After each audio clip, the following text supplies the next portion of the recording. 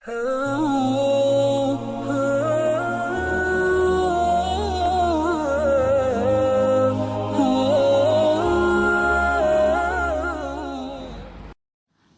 علیکم ورحمۃ اللہ وبرکاتہ. کیسے ہیں آپ سب لوگ؟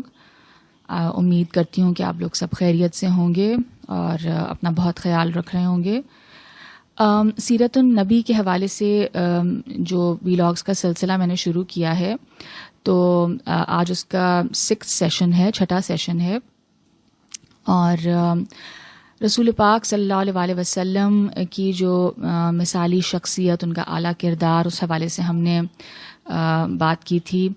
اور ان کی جو آخرت اورینٹڈ اپروچ ہے زندگی کے حوالے سے، جو آخرت رخی ان کی زندگی میں نظر آتی ہے، جو یعنی ایک اللہ سینٹرڈ ہونا، ان کا ہر معاملے میں آخرت کو پہلے رکھ کے فیصلہ کرنا. اور یہ ہم نے ان کے بارے میں پڑھا کہ بی بی عائشہ رضی اللہ تعالی عنہا نے جو ان کے بارے میں فرمایا کہ ان کا اخلاق دراصل قرآن تھا.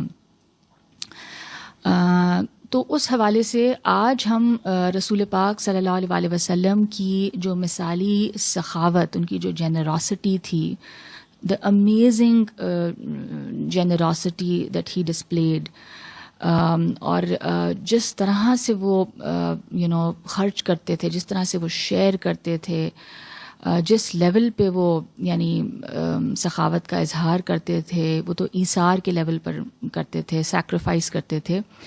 تو آج ہم اس کے حوالے سے کچھ پڑھیں گے اور کچھ انسپائر ہوں گے انشاءاللہ. جیسے کہ ہم نے پچھلے چند ویلاگز میں حضرت بی بی عائشہ رضی اللہ تعالی عنہا کے قول کان خلقہ قرآن کو ڈسکس کیا تھا. تو آج پھر ہم اس پہ تھوڑی اور بات کریں گے، اور جیسے میں نے کہا ان کی سخاوت، ان کی جنراسٹی کے حوالے سے بات کریں گے. تو دعا کر لیتے ہیں. اعوذ باللہ من الشیطان الرجیم، بسم اللہ الرحمن الرحیم. رب اشرح لی صدری ویسر لی امری واحلل عقدۃ من لسانی یفقہوا قولی رب زدنی علما. آمین یا رب العالمین. ہم نے بی بی عائشہ رضی اللہ تعالی عنہا کے قول کان خلقہ قرآن، یعنی کہ آپ کا اخلاق قرآن تھا، رسول پاک صلی اللہ علیہ وسلم کا اخلاق کیا تھا؟ وہ تو قرآن تھا، ایز اف کہ he was an embodiment of the holy قرآن.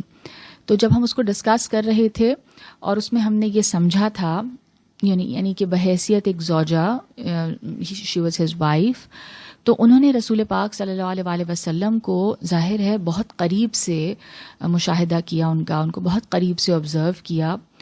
اور ان کی اس بات سے یہ گواہی ملتی ہے کہ رسول اللہ صلی اللہ علیہ وسلم قرآن پاک کے بتائے ہوئے اخلاق کے اعلیٰ ترین مرتبے پر فائز تھے.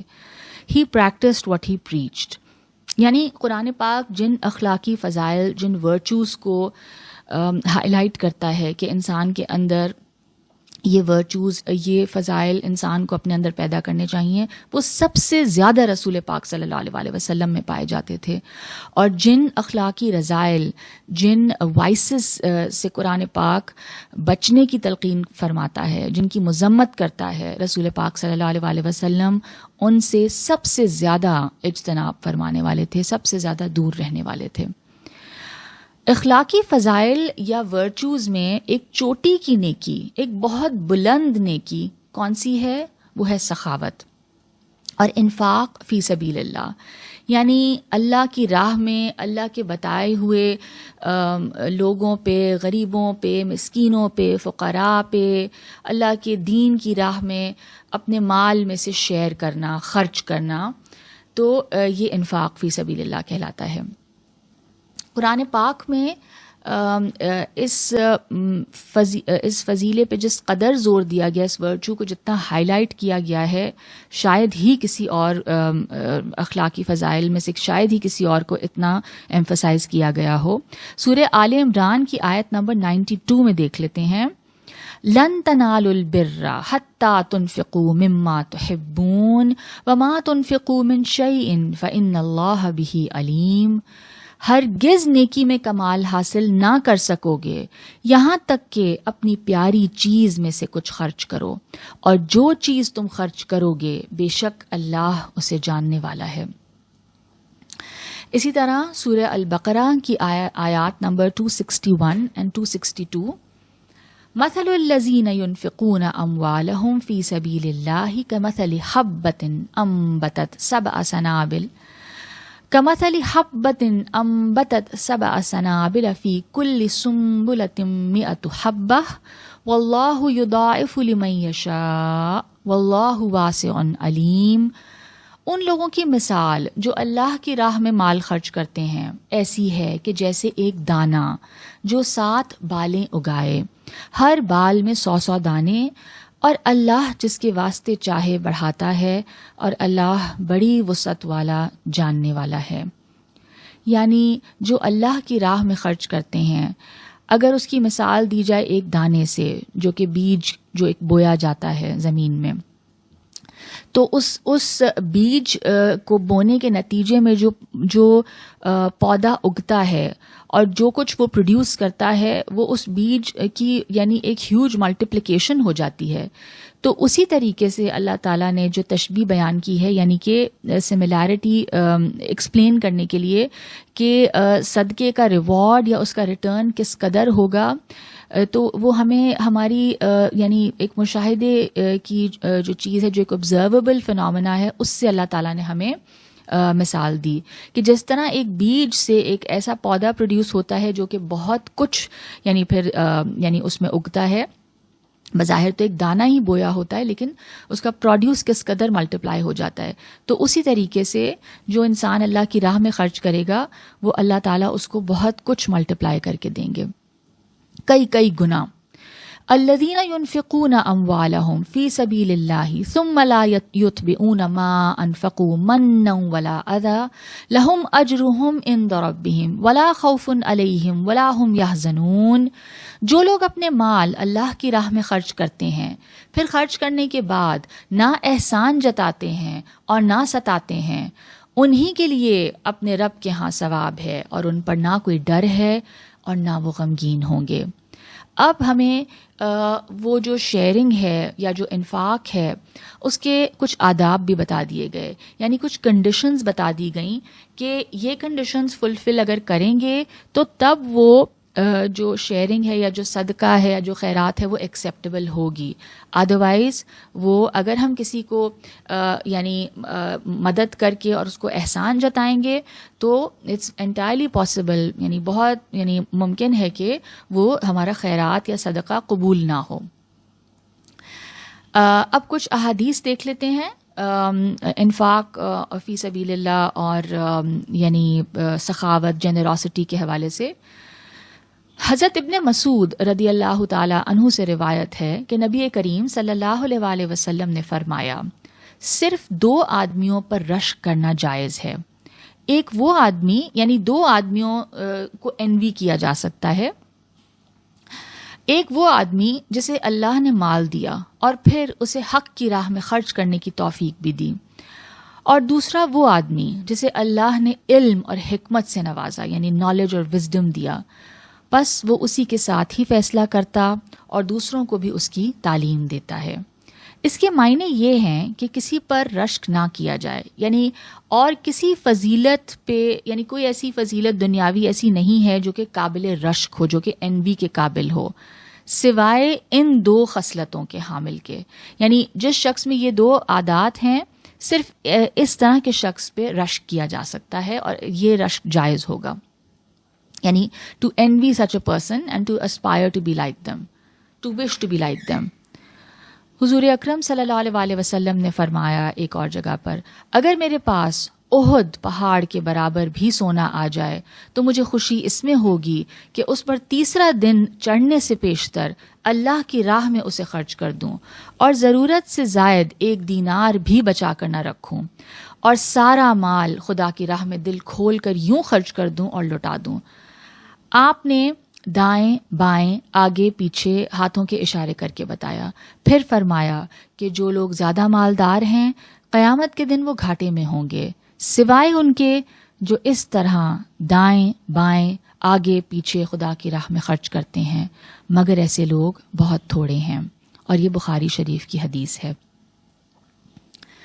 ایک اور حدیث میں آتا ہے، حضرت محمد صلی اللہ علیہ وآلہ وسلم نے فرمایا کہ میں تمہیں سب سخیوں سے بڑے سخی کے بارے میں نہ بتاؤں، یعنی سب جینرس یعنی بینگز میں سب سے جینرس بینگ کے بارے میں نہ بتاؤں. اللہ تمام سخاوت کرنے والوں سے بڑھ کر سخاوت کرنے والا ہے، پھر میں تمام انسانوں میں سب سے بڑا سخی ہوں. اور یہ ان کا صرف ایک کلیم نہیں تھا یا دعویٰ نہیں تھا، جیسے میں نے کہا یہ ہم ان کی لائف میں جو کچھ ہمیں سیرت کے واقعات سے ملتا ہے یہ اس سے ثابت ہوتا ہے. اور جیسے ہم نے کہا بی بی عائشہ کا قول اور اس طرح بے تحاشا اور احادیث ہیں، اور قرآن پاک خود اس بات کی گواہی دیتا ہے کہ وہ اعلیٰ ترین اخلاق کے مرتبے پر فائز تھے. حضرت عبداللہ ابن عباس رضی اللہ تعالی عنہ بیان کرتے ہیں کہ رسول اللہ صلی اللہ علیہ وآلہ وسلم لوگوں میں سب سے زیادہ سخاوت کرنے والے تھے، اور آپ کی شان اجود الناس بالخیر اور اکرم الناس بالخیر تھی، یعنی سب سے زیادہ سخی، سب سے زیادہ عزت والی شخصیت، سب سے زیادہ جود و کرم کے ساتھ، یعنی سب سے زیادہ جنراسٹی کے ساتھ حاجت مندوں، نیڈی، ضرورت مندوں اور محتاجوں پر خرچ کرتے تھے. آپ کے خرچ کرنے اور سخاوت کرنے کی شان الریح المرسلہ، تیز ہوا کی طرح تھی. جو کچھ مال غنیمت، تحائف، ہدایا یعنی اینی کائنڈز آف گفٹس، عطیات، صدقات، خیرات آتے وہ فوراً خرچ کر دیتے. آپ کی شان سخاوت سے ہر کوئی تیز ہوا کی طرح فیضیاب ہوتا تھا، اور تیز ہوا کی طرح یہ چیزیں آپ کے پاس رکتی نہ تھیں بلکہ مستحقین تک فوراً پہنچ جاتیں. جو کچھ دن کو آتا وہ رات آنے سے پہلے پہلے بٹ جاتا تھا اور تقسیم ہو جاتا تھا. رمضان المبارک میں خلق سخاوت کا اظہار کمال، رسول اللہ صلی اللہ علیہ وآلہ وسلم کی یہ شان سخاوت، یہ جنراسٹی اور یہ خلق جود و کرم رمضان المبارک میں اپنے کمال پر دکھائی دیتا تھا. اس لیے حضرت ابن عباس رضی اللہ تعالی عنہ روایت کرتے ہیں، حضور اکرم صلی اللہ علیہ وآلہ وسلم تمام لوگوں میں سب سے بڑھ کر سخی تھے اور رمضان المبارک میں بہت سخاوت فرماتے. اور جب بھی جبریل امین علیہ السلام آپ کی بارگاہ میں حاضر ہوتے تو آپ تیز ہوا سے بھی زیادہ سخاوت فرماتے. رسول اللہ صلی اللہ علیہ وآلہ وسلم اپنی امت کے فاقہ کشوں کا فاقہ ختم کرتے، غریبوں اور محتاجوں کی غربت کا خاتمہ کرتے، ضرورت مندوں کی حاجتوں کو پورا کرتے، تنگ دستوں کی تنگ دستی دور کرتے، افراد امت کی بدحالی کو اپنی شان سخاوت کے ساتھ خوشحالی میں بدلتے. اور جو حدیث میں نے ابھی بیان کی تھی وہ صحیح بخاری اور صحیح مسلم دونوں میں ہے. ایک اور حدیث آپ کے سامنے پیش کرتی ہوں اور اس کے بعد اس سیشن کو کنکلوڈ کریں گے. ایک مرتبہ نبی صلی اللہ علیہ وآلہ وسلم نے ایک بکری ذبح کروائی اور اس کا گوشت غرباء میں تقسیم کروایا، اور بعد میں پوچھا کہ کیا اس گوشت میں سے کچھ باقی بچا ہے؟ گھر والوں نے جواب دیا کہ سارا تقسیم کر دیا گیا ہے، اپنے لیے تھوڑا سا بچا ہے. رسول پاک صلی اللہ علیہ وسلم نے فرمایا جو تقسیم کر دیا دراصل وہ بچ گیا ہے، اور جو بچ گیا ہے سمجھو وہ ضائع ہو گیا ہے، یعنی جو تقسیم کر دیا اس کا اجر محفوظ ہو گیا. رسول اللہ صلی اللہ علیہ وآلہ وسلم نے ہمیں سخاوت کا بہترین اور آئیڈیل نمونہ اپنی زندگی میں پیش کیا، اور قرآن پاک میں سخاوت اور انفاق فی سبیل اللہ پر اتنا زیادہ زور ہے، اس قدر آیات ہیں کہ بسا اوقات ایسا محسوس ہوتا ہے کہ جیسے نجات کی یہی سب سے بڑی شرط ہے یا شاید یہی ایک شرط ہے. تو ہمیں رسول پاک صلی اللہ علیہ وسلم کے اس بہترین اسوے کو اپنانے کی پوری کوشش کرنی چاہیے. یعنی ہمیں ان چیزوں سے انسپریشن لینی چاہیے، ہمیں انسپائر ہونا چاہیے اور اس سے اپنے آپ کو موٹیویٹ کرنا چاہیے.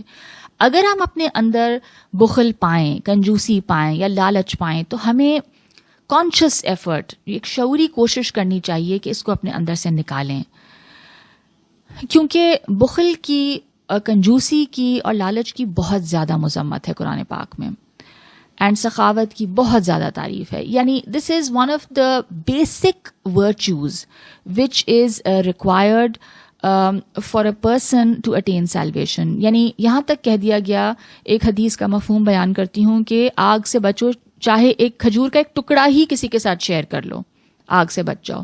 یعنی انسان اپنی سیلف سے رائز کرے. جب انسان اپنی سیلفش نیڈ سے اوپر اٹھے گا اور دوسروں کے بارے میں سوچے گا تو تبھی وہ انسان کہلانے کے لائق ہوگا. شروع میں ظاہر ہے یہ مشکل لگتا ہے, یعنی اگر آپ کو عادت نہیں ہے شیئر کرنے کی تو آبویسلی یہ چیز بہت مشکل لگے گی, اور کوئی بھی عادت تبدیل کرنے میں وقت لگتا ہے. اور اگر دیکھا جائے تو یہ ایک زندگی بھر کرنے کا کام ہے. This is a lifelong effort that we continue to work upon ourselves and continue to improve day by day. اور آپ چھوٹے یعنی اسٹیپس سے شروع کریں. یہ نہیں ہے کہ انسان ایک دم سے جوش میں آ جائے اور بہت کچھ صدقہ خیرات کر کے بیٹھ جائے اور پھر ایک دم جذبہ ٹھنڈا ہو جائے. تو اس میں انسان یعنی you start with baby steps, اور آپ آہستہ آہستہ اس کو اپنے اندر سے نکالنے کی کوشش کریں, اور کنسسٹنٹلی اگر یہ کام کریں تو انشاءاللہ آپ اس میں بہتر سے بہتر ہوتے جائیں گے. اور انشاءاللہ اللہ تعالی ہم سب کو اس چیز کی توفیق عطا فرمائے, کیونکہ جیسے میں نے سورہ آل عمران کی آیت پڑھی کہ نیکی تک تو انسان پہنچ ہی نہیں سکتا جب تک اپنی پسندیدہ چیز میں سے شیئر نہ کرے کسی کے ساتھ. تو نیکی اٹین کرنے کا تو یہ پھر ایک کرائٹیرین بن گیا. ربنا تقبل منا انک انت السمیع العلیم وتب علینا انک انت التواب الرحیم. سبحانک اللہم وبحمدک نشہد ان لا الہ الا انت نستغفرک ونتوب الیک. السلام علیکم ورحمۃ اللہ وبرکاتہ.